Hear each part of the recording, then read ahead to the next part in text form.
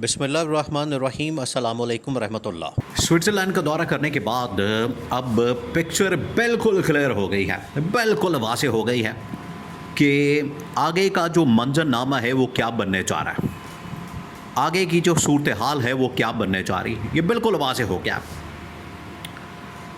और जनरल आसिम मुनीर ने international level के ऊपर खड़े होकर आसिफ अली ज़रदारी को, शहबाज शरीफ को यह पैगाम भिजवा दिया, उनको बता दिया। शहबाज शरीफ को तो उधर ही पहुंचा दिया गया। देखिए, आप इनका लेवल चेक करें। Field marshal army chief general Asif Munir और इसके अलावा मोहसिन नकवी दोनों अलग अलग अपने अपने जहाज़ों के अंदर गए, प्लेन के अंदर गए। शहबाज शरीफ को अलग एक पैसेंजर मुसाफिरों वाले जहाज़ के अंदर भेज दिया गया। इससे आपको इनकी टोटल औकात का आइडिया होता है, अंदाज़ा होता है। और वहाँ पर जिस तरीके से जेडी वेंस ने, ट्रंप ने और बाकी जो इंटरनेशनल कम्युनिटी, उसमें सबसे ज़्यादा तो अमेरिका ने जिस तरीके से तारीफ़ की फील्ड मार्शल की, उससे एक चीज़ बिल्कुल वाज़ेह हो गई कि फील्ड मार्शल का पाकिस्तान समेत दुनिया के अंदर भी डंका बज रहा है। और इसीलिए ये वो स्टेज थी, ये वो मकाम था, ये वो टाइम था, ये वो लम्हा था जिसके लिए उन्होंने ऐवान सदर के अंदर जाने की ख्वाहिश का इजहार किया था कि मुझे सदर बनाया जाए। ये थी असल में वो बात जिसकी वजह से जनरल आसिम पहले दिन से ये बात कर रहे हैं कि मुझे सदर बनाया जाए। अब वो ख्वाहिश या वो चीज़ मज़ीद वो और ज़्यादा बढ़ गई है। अब होने क्या जा रहा है, अब आपने इसको समझना है। आसिफ अली ज़रदारी को ना सिर्फ अब गिलगित से आउट किया जाएगा, गिलगित के अंदर जो पहले इनको गारंटी दी गई, पहले जो इनको कहा गया कि ठीक है गिलगित के अंदर आप अपनी गवर्नमेंट बना लें, हुकूमत बना लें, हमें कोई मसला नहीं, ये तय हो गया, डील हो गई।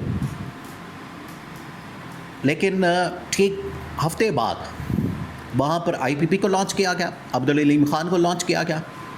और आईपीपी के अंदर वो तमाम के तमाम एमएनए, वो तमाम के तमाम वहाँ पर जो इलेक्टेड मेंबर्स थे उनको आईपीपी के अंदर शामिल कर दिया गया। तो गिलगित से भी आउट होने जा रहे हैं। अब 3 जगहों से ये आउट होने जा रहे हैं पीपल्स पार्टी वाले। इनको बड़ा समझाया लेकिन ये समझ नहीं पाए, इनको आइडिया नहीं हुआ, अंदाज़ा नहीं हुआ। अब जिस तरीके से इन्होंने इस्टेब्लिशमेंट के साथ धोखा किया, इस्टेब्लिशमेंट के साथ जो इन्होंने ज़ुबान दी और इस्टेब्लिशमेंट के साथ जो इन्होंने एक उनको ज़ुबानी ये बात की कि ठीक है आप ऐवान सदर के अंदर आ जाएँ, 28वीं तरमीम भी कर लेते हैं, उसके बदले में आप गिलगित बल्तिस्तान की और आज़ाद कश्मीर की गवर्नमेंट दे दें। लेकिन पीपल्स पार्टी इससे भी पीछे हट गई। और पीपल्स पार्टी ने जैसे ही उनको वहाँ पर 10, 11, 12 सीटें मिल गई और टोटल मिला के उनके पास नंबर 13, 14 का बन जाना था। 13, 14 के साथ बड़ी आसानी के साथ गवर्नमेंट बनाई जा सकती है। इस्टेब्लिशमेंट को पता चल गया कि ये वहाँ पर अपनी ही मर्ज़ी की गवर्नमेंट ला के, अपनी ही मर्ज़ी का बदरियाला बना के और वहाँ पर गिलगित के ऊपर कंट्रोल करना चाहते हैं, जिस तरह से इन्होंने सिंध के अंदर कंट्रोल किया। देखें, आप ज़रा इमेजिन करें कि सिंध का हाल क्या है। आप किसी भी शख्स से पूछ लें, किसी भी आदमी से, किसी भी बंदे से कि सिंध का हशर क्या, हाल क्या। सिंध के अंदर इन्होंने पिछले 15, 16, 17 सालों के अंदर जो तबाही फेरी है, बल्कि इससे भी ज़्यादा सालों से, वहाँ पर आपको जिस तरीके से भूख, वहाँ पर बेरोज़गारी, गुरबत नज़र आती है, पाकिस्तान के किसी भी इलाके के अंदर आपको इस तरह की गुरबत और इस तरह की महंगाई और बेरोज़गारी नज़र नहीं आएगी जितनी कि सिंध के अंदर मौजूद है।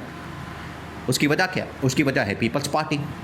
उसकी वजह यह है कि भुट्टो ज़िंदा है, भुट्टो ज़िंदा है, लोग मर गए, ये मसला है उसके पीछे। अब आ जाए, ये चाहते हैं कि उसी तरह से गिलगित के ऊपर भी कब्ज़ा कर लिया जाए और गिलगित के ऊपर कब्ज़ा करके ये अपनी वहाँ पर गवर्नमेंट बना ले, हुकूमत बना ले और गिलगित के ऊपर भी कब्ज़ा करके ये इसी तरह से उसका भी हशर नशर कर दे। ये अब इस्टेब्लिशमेंट के लिए नाकाबिल कबूल है। उन्होंने कहा कि चलें ऐवान सदर के ऊपर तो कुछ ना कुछ मुकमका हो सकता है, क्योंकि ऐवान सदर में होने की वजह से आसिफ अली ज़रदारी कम से कम किसी जगह तबाही तो नहीं फेर सकता, लेकिन सिंध के अंदर गवर्नमेंट होने की वजह से तबाही, आगे गिलगित के अंदर गवर्नमेंट होने की वजह से तबाही, ये बड़ी खौफनाक बात है। तो इस्टेब्लिशमेंट ने कहा कि ये नहीं हो सकता। इस्टेब्लिशमेंट ने इस वजह से इनको गिलगित की गवर्नमेंट देने से बिल्कुल साफ इनकार कर दिया और आईपीपी को ला के वहाँ से नून लीग और आईपीपी को मिला के इस्टेब्लिशमेंट अपना बंदा वहाँ पर प्लांट कर देगी। ये अब तय हो गया, ये अब फाइनल हो गया, ये अब बिल्कुल चीज़ ख़त्म ही हो गई है और ये पैगाम पीपल्स पार्टी को दे दिया गया। तो स्विट्ज़रलैंड के अंदर जो सारा कुछ हुआ, इंटरनेशनल लेवल के ऊपर जो डेवलपमेंट हुई, उससे बिल्कुल वाज़े हो गया कि जनरल आसिम ऐवान सदर में आने के लिए उन्होंने ये जो कहा था, मिलिट्री कमांड ने उनको जो बताया था कि इंटरनेशनल लेवल के ऊपर जब भी आपने जाना है, आप जब तक इंटरनेशनल लेवल के ऊपर इस मामले में सदर बतौर सरबराह ममलकत नहीं चाहते, बतौर सरबराह ममलकत ऑपरेट नहीं करते, उतनी देर तक देखिए। अब इस हवाले से 2-3 वीडियोज़ आ चुकी हैं। एक तो ये कि पहले बुलाया नहीं जा रहा था, इनको ज़बरदस्ती भेजा गया, वहाँ पर सारे सिविल लोग मौजूद थे। तो फील्ड मार्शल के लिए एक सबसे बड़ा मसला ये। नंबर 2, अब्बास इराक़ची जो कि इस वक्त ईरान के वज़ीर ख़ारजा, उनकी एक वीडियो सामने आई, वो वायरल है सोशल मीडिया के ऊपर। उस वीडियो के अंदर शहबाज शरीफ से मुलाकात होती है अब्बास इराक़ची जो कि ईरान के वज़ीर ख़ारजा। उसके बाद शहबाज शरीफ इशारा करता है जनरल आसिम की तरफ कि इसके साथ भी हाथ मिलाओ, मुसाफा करो। हाथ मिलाने से वो इनकार कर देता है और हाथ मिलाए बगैर पीछे हट जाता है। ये है असल में इंटरनेशनल लेवल के ऊपर इतनी बड़ी एम्बैरसमेंट, इतनी बड़ी तौहीन। अगर फील्ड मार्शल सदर होते तो कम से कम ये वाला दिन, टाइम, लम्हा उनको ना देखना पड़ता। ये है वो प्रॉब्लम जिसकी वजह से जनरल आसिम ने कहा था कि मुझे सदर बनना है, सदर अगर ना बनाया गया तो उसके बाद फिर ये चीज़ें हाथ से निकल जाएंगी। ये है असल वजह। तो आज उन्हें एहसास हुआ है कि सदर अगर वो बन जाते तो ठीक था, लेकिन सदर नहीं बने तो उसकी वजह से अब इंटरनेशनल लेवल के ऊपर जो रिकग्निशन तो मिली है, लेकिन उस लेवल की नहीं मिली जो मिलनी चाहिए थी। वो रिकग्निशन अभी तक नहीं मिली। तो ये अब मसला बन गया। इसकी वजह से जनरल आसिम ने फ़ैसला किया कि ना सिर्फ सदारत का ओहदा लेना है, बल्कि ये जो सिंध के अंदर गिलगित तो खैर इन लोगों ने बचा लिया। गिलगित के साथ जो डील हुई थी गिलगित के मामले में पीपल्स पार्टी के साथ, वो तो ख़त्म हो गई। अब पीपल्स पार्टी की गवर्नमेंट भूल जाए कि गिलगित के अंदर मिलेगी। उल्टा सिंध से भी इनको निकालने का फ़ैसला कर लिया गया। सिंध से भी फारिग करना है और ऐवान सदर से भी आउट करना है। यह फ़ैसला हो गया और ये पैगाम उनको पहुंचा दिया गया। ये है वो असल में स्विट्ज़रलैंड का आउटकम पाकिस्तान के लिए।